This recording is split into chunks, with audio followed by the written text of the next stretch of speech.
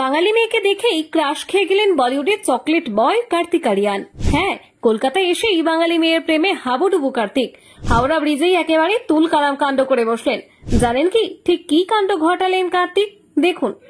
ইতিমধ্যে কার্তিক আরিয়ানকে বলিউডের প্লে বয়ের ট্যাগ দিয়েছেন সারা অনন্যা পান্ডেরা। সেই মিষ্টি হাসির নায়ক এবার কলকাতা মাতাচ্ছেন। এদিন সকাল থেকে হাওড়া ব্রিজে বাঙালি কন্যাকে বাইকে বসিয়ে এদিক ওদিক ঘুরে বেড়াচ্ছেন। সূত্র বলছে, অল টাইম রোমান্টিক কার্তিক এবার প্রেমে পড়েছেন কলকাতার মেয়ে প্রান্তিকা দাসের। ভাবা যায়, কার্তিক আরিয়ান এক বাঙালির প্রেমে হাবুডুবু।